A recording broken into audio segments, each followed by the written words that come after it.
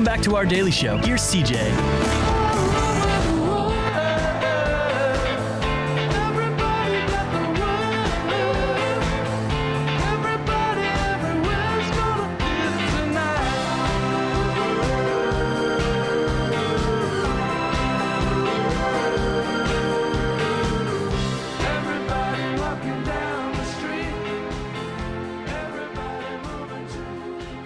Welcome back, 1012.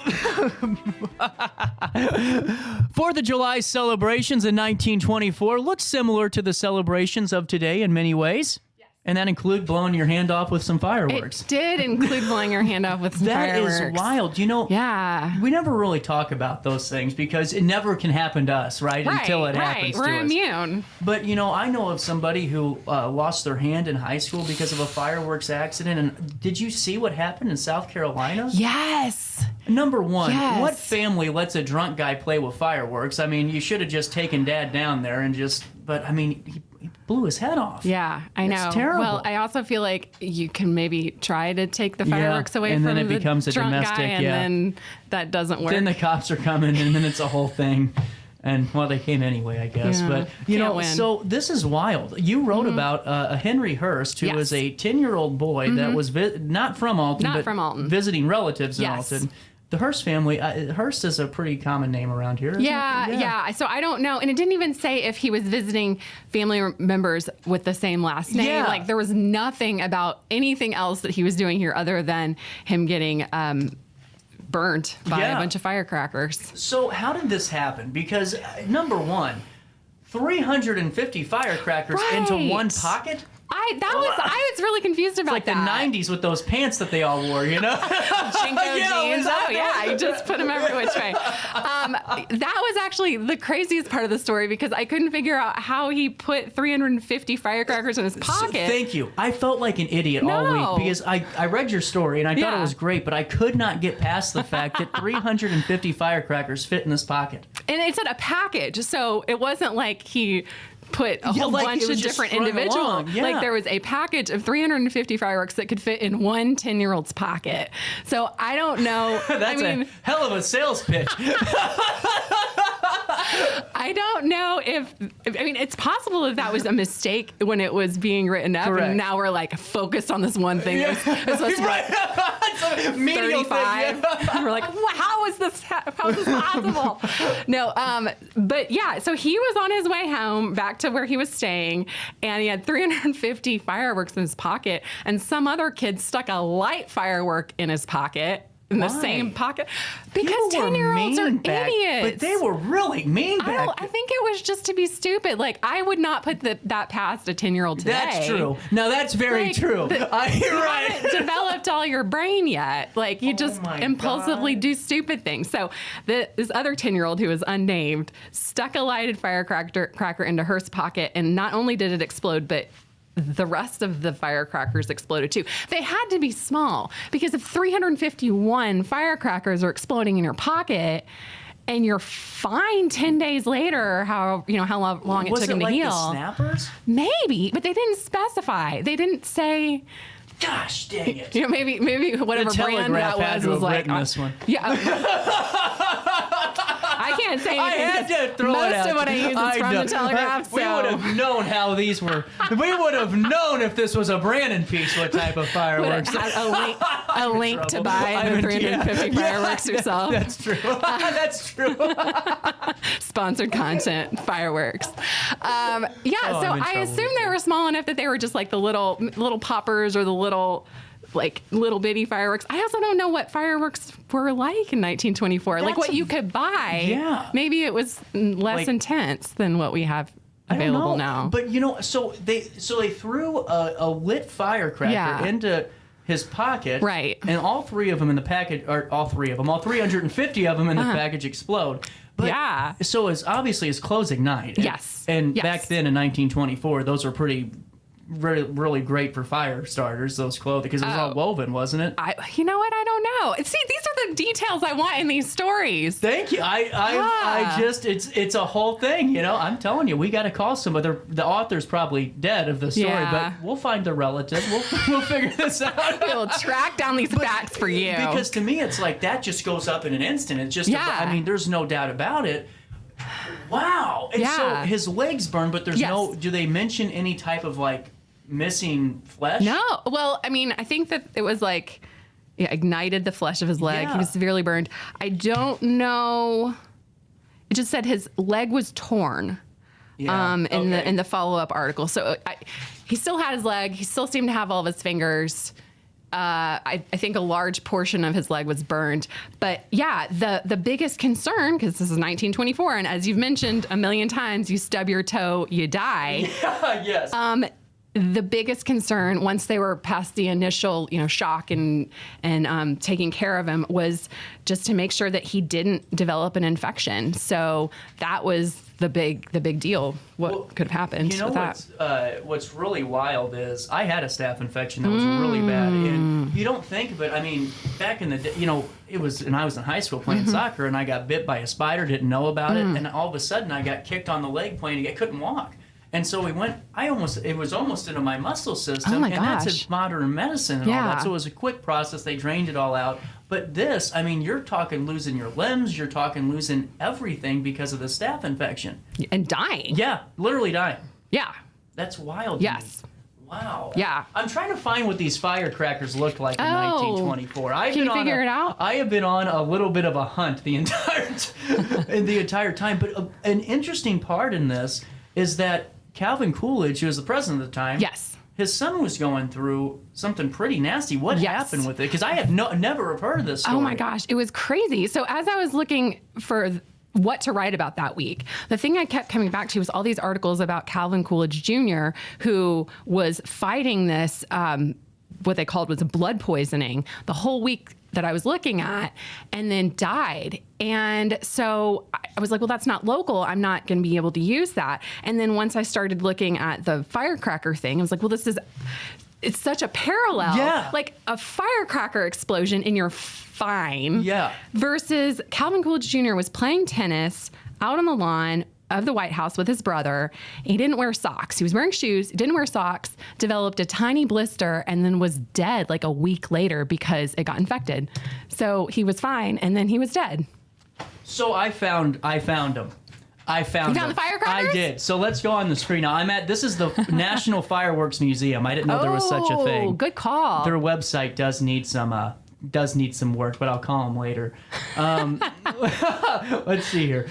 So this is a Rolodex of them. Okay. Oh, cool. So this is 30s to 40s. These are some tents and just things they look. But here's where we get to the interesting one. So here's the firecracker. Let me see if I can zoom in. Look how small these things are. Look at that. Yeah, you could fit a lot of those in your pocket. I can easily see that being in a carton, and that was from 1930s. But then it gets wild. Look at this. Hold on. This is from the 20s. Oh, this is something you'd see today. Wow. Yeah. I mean, these are from the 30s. This is what you would see in a fireworks stand today. I like, too, that you can kind of tell eras by the decorations. Yeah. Yes. It's so cool. Yeah. But, I mean, this is a 1908 firework book right here. Wow. That's why, anyway, I just had to find them because I'm like you. What did these darn things look like? I could see 350 fitting in a pocket. Man. It was dangerous being a kid back then. It was very, very dangerous being a kid back then. Like, we've got our own problems in 2024, but child mortality was horrific 100 years ago. Well, and just like you're saying about this, I mean, could you imagine you're the president of the United States, your son's playing tennis. Yeah. Out of all things, not doing anything wrong, literally just playing tennis. Yeah. And so he gets a little blister on his foot. Tiny blister, yes. Just from playing tennis, I guess. You're sweating and all that. And all of a sudden, you get infected. Did he have staph or blood? Like what? Well, I think it was staph. I looked around, and I want to say a website that was part of the Calvin Coolidge Presidential Foundation. So an article on their website said staph infection, and so that's what I went with.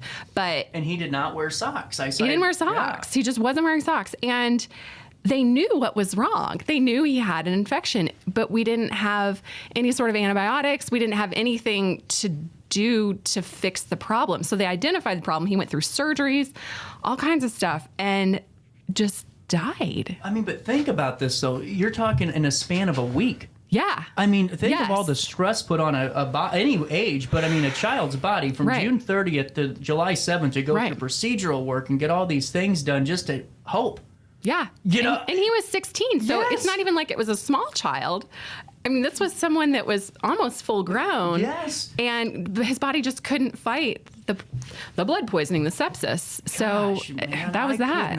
I seriously could not imagine. I mean, a blister killing you. Well, that was the crazy thing about a lot of illnesses, diseases, and stuff in the past is that you could go from being well to dead in such a short period of time. I mean, with a lot of things that we have vaccines for now or that we have antibiotics, other medicines for, you would be fine and then you'd catch something and then you would be dead and it would be almost instantaneous. It was crazy. But, you know, it's just amazing to me, though. And you know, we always think about just certain things. Could you imagine being the parent of the boy that lit that firework and put it in? Oh, my gosh. Shoot. Man, I wouldn't be going home. I'd be on the train with the sack on my shoulder and I'd be hitchhiking across the country. Get on an orphan train and get out of town. Get out of there.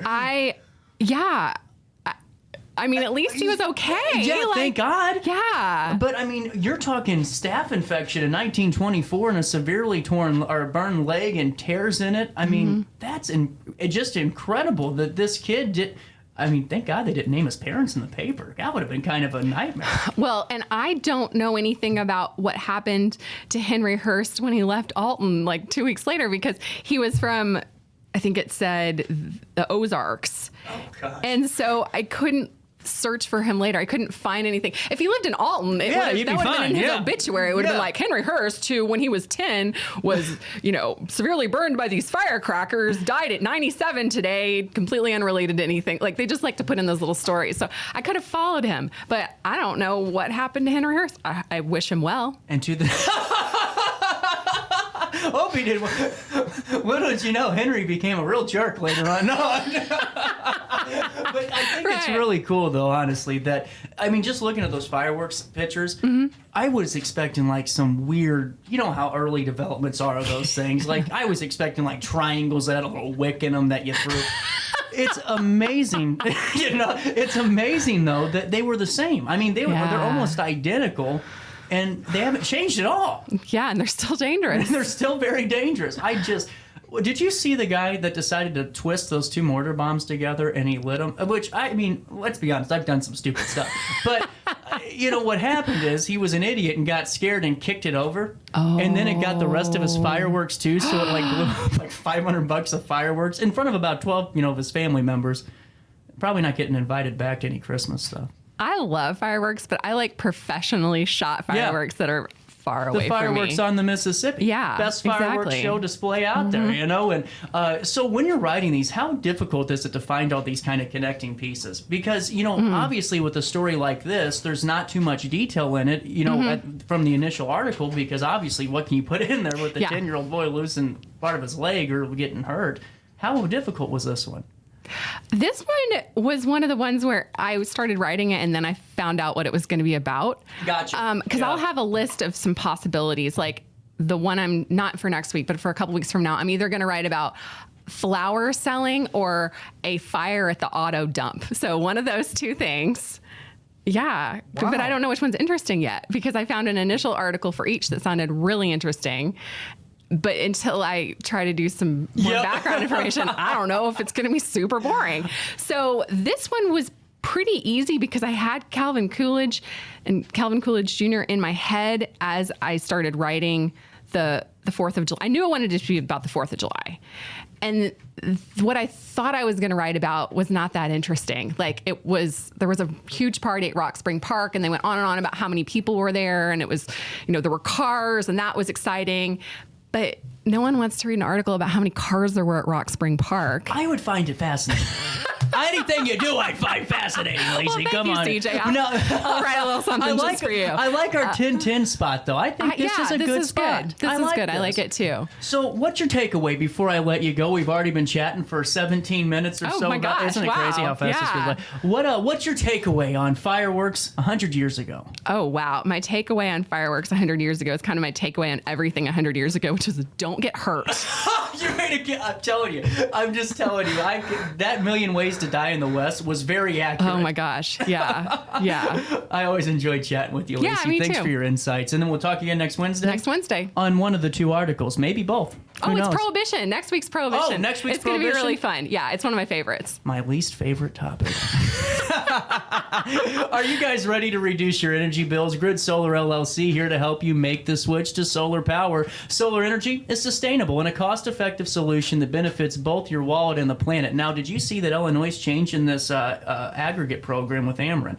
So if you don't lock in now, you aren't going to get that 100% or, all those great benefits. Some of them are starting to get pulled back next year. Ameren just made that decision, and Grid Solar was on the show informing you. That's why I want to work with them, because they're well-versed and they study everything. I mean, if they know about it, they'll know about it before any other company, and they're calling their other competitors going, hey, just making sure you know, for your customers' sake. Hey, the experienced team committed to delivering high-quality solar installations with exceptional service.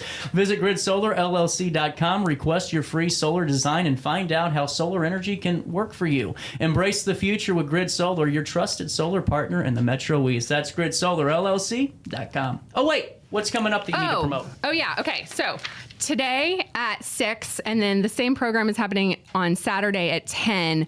We're having Dee Kilgo come speak about George Caleb Bingham and the river paintings. Yeah. She is incredible. She has a PhD, is a professor emerita of art history at Illinois State University. So the program tonight is at the Performance Room at Alton Square Mall.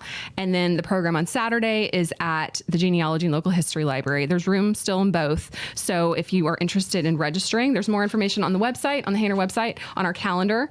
And you can register at 1-800-613-3163. And both events should be a really fantastic time. So please come. Great live read.